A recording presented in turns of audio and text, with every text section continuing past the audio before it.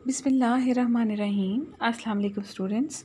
Hope so you will be fine, safe and sound inshallah. Students, we are going to start the chapter number 15 from the second year called electromagnetic induction.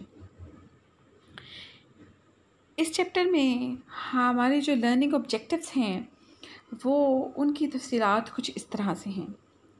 Learning objectives हम इसमें ये सीखेंगे कि induce EMF क्या होती है, induce current क्या होता है, मोशनल ईएमएफ क्या है, फैराडेज लॉ और लेंज़ेस लॉ के बारे में कुछ रीड आउट करेंगे। फिर हम कुछ energy stored in an inductor के बारे में बात करेंगे और फिर कुछ ऐसी अप्लाइंसेस डिवाइसेस की बात करेंगे जिसमें जो सेल्फ इंडक्शन है या म्यूचुअल इंडक्शन है या किसी भी किस्म की इंडक्शन है वो इस्तेमाल करके हम कौन से अप्लाइंसेस है जिनमें हम इनका इस्तेमाल कर सकते हैं, जैसे एसी और डीसी जनरेटर्स हैं, डीसी मोटर है और इसी तरीके से ट्रांसफार्मर। तो ये लर्निंग ऑब्जेक्टिव्स तो हमें एंड पे हासिल हो जाएंगे। हम देखेंगे कि हम पूरे चैप्टर में इन चीज़ों को कवर अप करेंगे। इन सारी चीज़ों को कवर अप करने से पहले और इलेक्ट्रोमैग्नेटिक इंडक्शन के बारे में तफसीलात से पहले मैं कुछ थोड़ी सी डेली लाइफ से एग्ज़ाम्पल देना चाहूँगी आपको, ताकि आपको इस टॉपिक की इम्पोर्टेंस का अंदाज़ा हो। आपने अपनी लाइफ में generator, electric generator, electric motor और डोरबेल तो लाजमी देखी होंगी। क्या आपने कभी सोचा कि ये जो इलेक्ट्रिक मोटर है ये कैसे काम करती है? हम स्विच ऑन करते हैं और हमारे टैप से पानी आना शुरू हो जाता है। हम जनरेटर ऑन करते हैं तो बिजली ना होने के बावजूद हमारी जो पंखे हैं और लाइट्स हैं वो ऑन होने शुरू हो जाती हैं। जैसे ही कोई शख्स बाहर हमारे गेट पे स्विच डोरबेल का बटन दबाता है तो हमें अंदर बैठे हुए उसके बेल की आवाज़ सुनाई देने शुरू हो जाती है। ये सब क्यों है? असल में इसके अंदर क्या ऐसा अमल है जो इसको कार फरमा करवा रहा है, जिसकी वजह से ये सारा काम हो रहा है। तो इन सारी चीज़ों के अंदर ये बहुत सादा मिसालें हैं जो मैंने आप इसके अलावा और बहुत सारी मिसालें हो सकती, लेकिन वो डेली लाइफ में इस्तेमाल होने वाली मिसालें हैं जो कि आप में से अक्सर लोग जिनका वास्ता पड़ता है और हर रोज़ पड़ता है। तो ये आप लोगों ने रोज़ाना चीज़ें ये देखी हुई हैं, जिसकी वजह से मैंने इन एग्ज़ाम्पल्स को सामने रखा। अच्छा, फिर हिस्ट्री और बैकग्राउंड इसका आप अपनी बुक का पहला पेज देखेंगे तो आपको वहाँ पे कुछ इस किस्म की जो स्क्रीनशॉट है मैंने वहाँ से लेके यहाँ पे डाली हुई है और आप देखें कि उसमें कुछ हिस्ट्री और बैकग्राउंड लिखा हुआ। असल में हुआ ये कि आपने जैसे 14 चैप्टर में पढ़ा कि Hans Oersted was the scientist जिसने सबसे पहले ये बताया कि जब भी किसी कंडक्टर में से करंट पास करवाएं तो उसके गिर्द मैग्नेटिक फील्ड पैदा हो जाती है। जैसा कि आप फिगर में देख रहे हैं कि एक कार्डबोर्ड है जिसको सेल और बटन से जोड़ा गया है, तो जैसे ही बटन ऑन करते हैं करंट फ्लो होने शुरू हो जाता है और आप कार्डबोर्ड पे देख रहे हैं कि सर्कल्स नज़र आ रहे हैं। ये जो सर्कल्स हैं ये मैग्नेटिक फील्ड लाइंस को शो करते हैं। इसका मतलब ये है कि जब भी आप किसी कंडक्टर में से करंट गुजारें उसके गिर्द मैग्नेटिक फील्ड लाइंस पैदा हो जाती हैं। तो फिर इसके बाद लोगों ने ये सोचना शुरू किया, मुख्तलिफ साइंटिस्ट ने, कि अगर किसी कंडक्टर में से करंट पास करवाएं और उसके गिर्द मैग्नेटिक फील्ड पैदा हो जाए तो वाई नॉट कि मैग्नेटिक फील्ड के चेंज होने से करंट पैदा कराया जा सके। ये वो खसूसियत है जिसे हम कहते हैं रिवर्स प्रोसेस। किसका रिवर्स प्रोसेस? ये जो हैंस और येसिस ने एक्सपेरिमेंट किया कि कंडक्टर में से करंट गुजारे तो मैग्नेटिक फील्ड लाइंस पैदा हों। तो इसका उलट क्यों नहीं कि अगर हम मैग्नेटिक फील्ड लाइंस को चेंज करें तो हमारे पास करंट पैदा हो जाए। तो Michael Faraday in England and Joseph Henry in USA दोनों ने अलग अलग काम किया और उन्होंने बताया हाँ जी कि ऐसा पॉसिबल है कि आप करंट जैसे आप करंट को किसी जगह से गुजारते हैं और मैग्नेटिक फील्ड पैदा हो जाती हैं, इसी तरीके से अगर आप मैग्नेटिक फील्ड को चेंज करें तो वहाँ पे आपके पास करंट पैदा हो जाता है। तो मैं इन शॉर्ट वर्ड्स इसकी डेफिनेशन, इसको रिफ़ाइन ऐसे कर सकती हूँ कि ऐसा प्रोसेस, ऐसा फिनोमेना जिसमें मैग्नेटिक फ्लक्स के चेंज होने की वजह से ईएमएफ या करंट प्रोड्यूस हो जाए, इंड्यूस हो जाए, तो हम कहते हैं that process is called electromagnetic induction. अच्छा, हम कुछ इसके डिटेल में चले जाते हैं। डिस्क्रिप्शन क्या है इसकी कि जब भी आप किसी कॉइल को कॉन्टीन्यूसली मैग्नेटिक फील्ड लाइंस के अंदर मूव करवाते हैं तो उसमें करंट पैदा हो जाता है। आप देख रहे हैं जैसा कि आपकी बुक में भी एक फिगर दिखाई गई है जिसमें एक नॉर्थ साउथ पोल मैग्नेट दिखाया गया है और उसके अंदर एक ब्लू कलर की लाइंस के आपको कॉइल नज़र आ रही है, उसके साथ एक गैल्वेनोमीटर अटैच है। तो देखिए यहाँ कोई बैटरी नहीं है, कोई कुछ नहीं है, लेकिन आपको गैल्वेनोमीटर की डिफ्लेक्शन से ये पता चलेगा, नीडल की डिफ्लेक्शन से ये पता चलेगा कि जी करंट पैदा हो रहा है। कैसे पैदा होगा?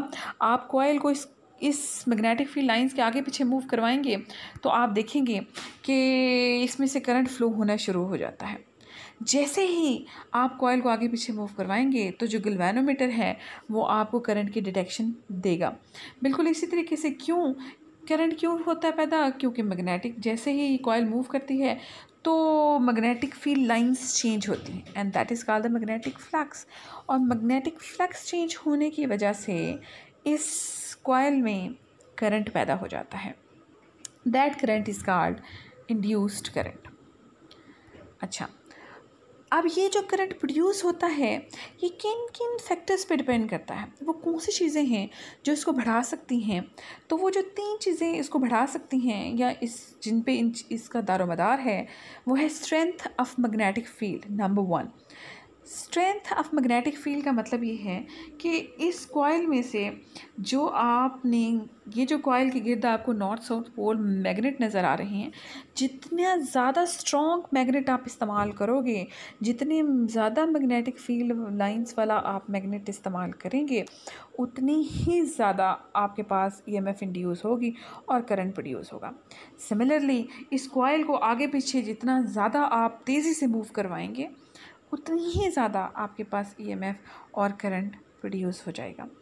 And the third most importantly, replacing of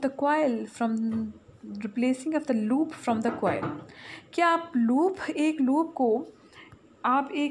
को यानी कि अगर एक लूप को हम कॉइल से रिप्लेस कर दें तो हमारे पास जो फील्ड लाइंस हैं या जो हैं वो ज़्यादा चेंज होती हैं और मैग्नेटिक फ्लक्स जब ज़्यादा चेंज होगा तो ईएमएफ और करंट भी ज़्यादा प्रोड्यूस होगा। तो बिल्कुल ऐसे ही जैसे आप एक रबर बैंड ले लें, उसको आप रिप्लेस कर दें एक रबर बैंड के साथ। बहुत सारे रबर बैंड्स को आप मिलाएं ना तो वो पूरा एक बैंड बन जाता है, बिल्कुल एक स्प्रिंग। जैसे अगर आप एक रबर बैंड लें और एक आप स्प्रिंग ले लें, बहुत सारी टर्न्स होती हैं उसमें, हर एक टर्न एक लूप को ज़ाहिर कर रही होती है, लेकिन जब बहुत सारी टर्न्स इकट्ठी हो जाती हैं तो वो आपके पास एक कॉइल बना देती हैं। तो आप, जैसा कि आपको ये फिगर में शो हो रहा है कि अगर आपके पास एक कॉइल हो तो उसमें मैग्नेटिक फील्ड लाइंस ज़्यादा चेंज होगी, ज़्यादा ईएमएफ इंड्यूस होगी और ज़्यादा करंट प्रोड्यूस हो जाएगा। अच्छा, अब नेक्स्ट है हमारे पास ये है कि वो कौन से तरीके हैं जिनसे हम इंडक्शन परफॉर्म करा सकते हैं, ईएमएफ को प्रोड्यूस करवा सकते हैं, करंट को प्रोड्यूस करवा सकते हैं। तो there are the different processes, बहुत सारे प्रोसेस हैं जिनमें से 5 फेमस प्रोसेस आपकी बुक में मेंशन्स हैं।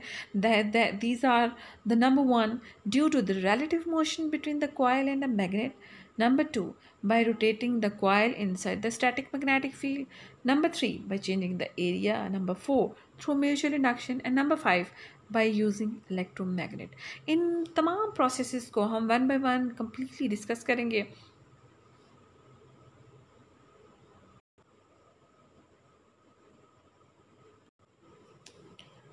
सो द फर्स्ट प्रोसेस इज कि हम रिलेटिव मोशन से between the coil and the bar magnet किस तरह से ईएमएफ को इंड्यूस करवा सकते हैं या करंट को इंड्यूस करवा सकते हैं। तो जैसा कि आपको फिगर में दिख रहा है कि एक स्टेशनरी बार मैग्नेट है और एक कॉइल है। जब तक तो इसकी फील्ड लाइंस कॉइल में से गुजर रही हैं, लेकिन जब तक वो स्टेशनरी है तो गैल्वेनोमीटर की नीडल आपको मूव करती हुई नज़र नहीं आएगी, यानी ये डिफ्लेक्शन नहीं शो करेगी। लेकिन जैसे ही बार मैग्नेट को आप आगे पीछे मूव करवाते हैं बैक एंड फोर्थ, तो आप देखेंगे कि जो गैल्वेनोमीटर है उसकी नीडल मूव करने लग जाएगी, मतलब कि गैल्वेनोमीटर की नीडल जो है वो डिफ्लेक्शन शो करेगी। इसका मतलब ये है कि जब भी आप बार मैग्नेट को बैक एंड फोर्थ आगे पीछे मूव करवाते हैं कॉइल में से, तो गैल्वेनोमीटर की जो डिफ्लेक्शन है उससे पता चलता है कि फ्लक्स चेंज होने की वजह से ईएमएफ इंड्यूस हुई और करंट प्रोड्यूस हो गया। इसी तरीके से अगर आप ऐसा करें कि बार मैग्नेट को स्टेशनरी रख लें और कॉइल को आगे पीछे मूव करवाएं, तो दोनों सूरतों में आपके पास जो कि फ्लक्स चेंज होता है और ईएमएफ इंड्यूस होती है और करंट प्रोड्यूस हो जाता है। इस एनिमेशन के ज़रिए आप बहुत अच्छे तरीके से इसको क्लियर कर देख सकते हैं कि जैसे ही बार मैग्नेट इनसाइड जाता है तो कॉइल में फील्ड लाइंस ज़्यादा हो जाती हैं, जैसे ही वो बाहर आता है फील्ड लाइंस कम हो जाती हैं। इसका मतलब ये है कि फ्लक्स चेंज हो रहा है। जैसे ही मैग्नेटिक फ्लक्स चेंज होगा तो गैल्वेनोमीटर की जो नीडल है वो डिफ्लेक्शन शो करती है। अच्छा, इसी तरीके से गैल्वेनोमीटर के बजाय आप क्या करें कि आप एक बल्ब लगा लें। अगर आपने क्लियर कट इसको देखना है तो आप बल्ब लगा लें। उससे क्या होगा कि जैसे ही बार मैग्नेट आगे पीछे मूव करेगा तो बल्ब आपको लाइटेड नज़र आएगा, और जैसे ही आप इसकी मूवमेंट को रोक देंगे बल्ब ऑफ हो जाएगा। This is the simplest example, simplest animation समझाने के लिए। अच्छा, उसके बाद अगर हम बात करें नेक्स्ट जो हमारे पास प्रोसेस है, that is by rotating the coil inside the static magnetic field. आप मैग्नेटिक फील्ड आप फिगर में देख रहे हैं कि आपके पास मैग्नेटिक फील्ड है। ये जो मैग्नेटिक फील्ड है ये आपको क्रॉस से शो हो रही है। क्रॉस मतलब कि always magnetic field into the plane, into the page.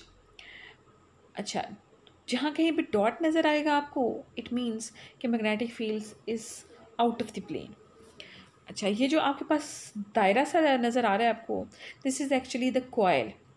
इस कॉइल को आपने रोटेट करवाना है, बिल्कुल वैसे ही जैसे एक बैंगल ले लें और उसको रोटेट करवाना शुरू कर दें मैग्नेटिक फील्ड के अंदर।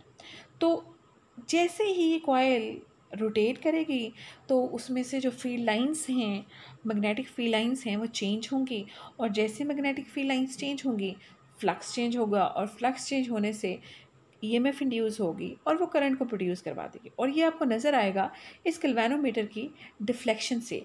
जैसा असल में हकीकत में ऐसा होता है कि नॉर्थ साउथ पोल आपके परमानेंट मैग्नेट्स होते हैं और उसमें आपको एक ऐसी कॉइल नज़र आ रही होती है। इस तरह की ज्योमेट्री आपको इलेक्ट्रिक मोटर्स में, इलेक्ट्रिक जनरेटर्स में नज़र आएगी। तो आप देखेंगे कि जब तक ये कॉइल मूव करती रहेगी तब तक ये बल्ब ऑन रहेगा। जैसे ही कॉइल की मूवमेंट बंद जाती है तो जो बल्ब है वो फ़ौरन से ऑफ हो जाता है। इट मीन्स कि जब तक फ्लक्स चेंज होता रहेगा ईएमएफ इंड्यूस होती रहेगी और करंट प्रोड्यूस होता रहेगा। नेक्स्ट हमारे पास जो प्रोसेस है that is by changing the area of the coil.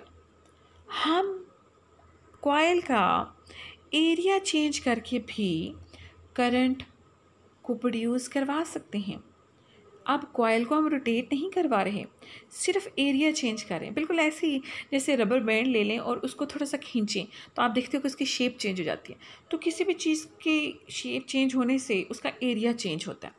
तो बिल्कुल ऐसे ही जैसे आप को इस एनिमेशन में देख रहे हैं कि जैसे ही ये कॉइल ऊपर नीचे मूव करती है तो मतलब कि इसका एरिया, वो एरिया जिसमें से फील्ड लाइंस गुजर रही हैं, वो एरिया चेंज होता है। एरिया चेंज होने से फ्लक्स चेंज होता है, यानी फील्ड लाइंस चेंज होंगी तो मैग्नेटिक फ्लक्स चेंज होगा।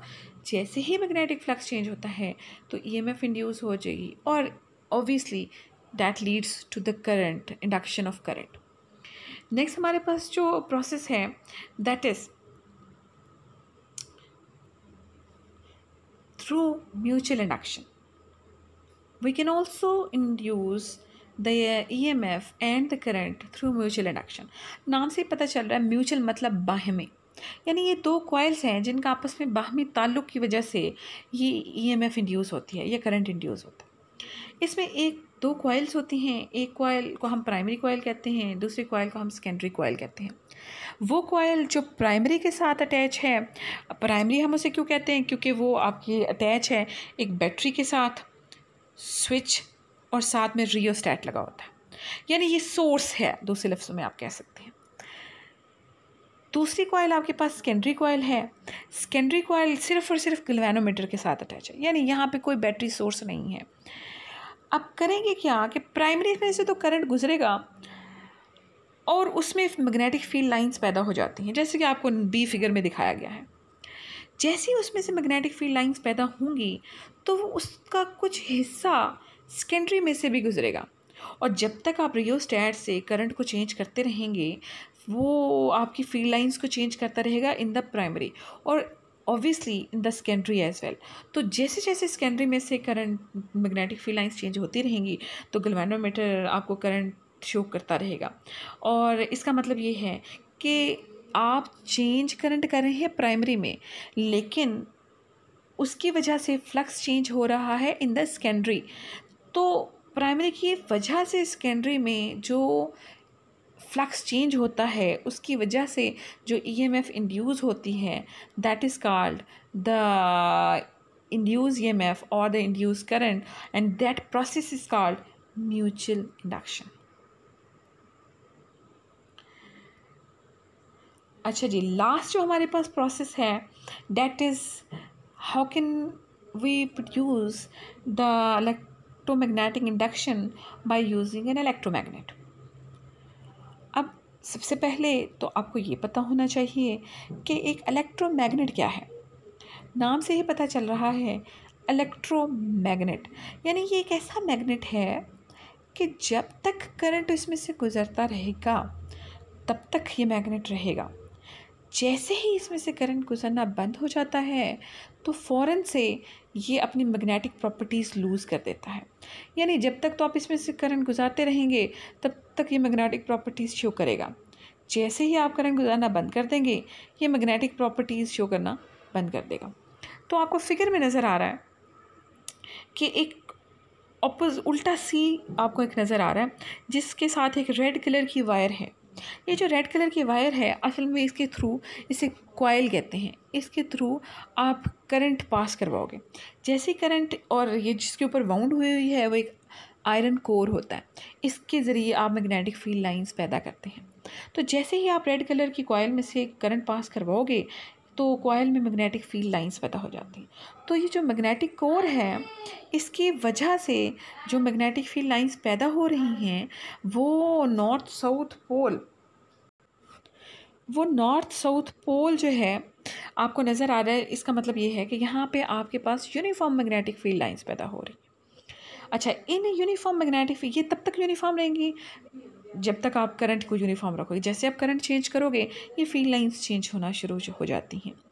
अच्छा, इसके अंदर आपने एक रखी हुई है कॉइल के साथ अटैच है गैल्वेनोमीटर अगेन। अब अपनी कॉइल को मूव नहीं कराना, आपने सिर्फ और सिर्फ करना ये है कि आपने करंट को चेंज करवाते जाना है। उसकी वजह से क्या होगा कि मैग्नेटिक फील्ड लाइंस चेंज होंगी इस कॉइल के अंदर। जैसे ही मैग्नेटिक फील्ड लाइंस चेंज होंगी मीन्स कि फ्लक्स चेंज होगा, तो EMF इंड्यूस हो जाएगी और करंट इंड्यूस हो जाएगा।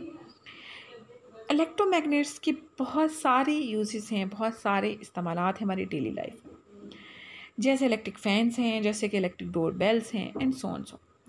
इलेक्ट्रिक डोर बेल एक बहुत सादा सी एग्जांपल है, आपकी बुक में इसी मेंशन नहीं है, लेकिन आपको समझाने के लिए और एग्जैक्ट आपका कॉन्सेप्ट क्लियर करने के लिए मैंने यहाँ पे एक ज्योमेट्री स्केच दिखाया हुआ है। इसमें आपको एक बटन नज़र आ रहा है, इलेक्ट्रिसिटी सोर्स जिसे कहा गया है, यानी ये बिजली। फिर बटन है वो जो बाहर स्विच, जब कोई बंदा आता है और हमारी डोरबेल बजाता है तो ये वो स्विच है। इलेक्ट्रोमैग्नेट है, नीचे कॉन्टेक्ट है, क्लैपर है और साथ में बेल है। ये असल में गूंग होता है, जब इसके साथ क्लैपर अटैच होता है तो आवाज़ आती है बेल की।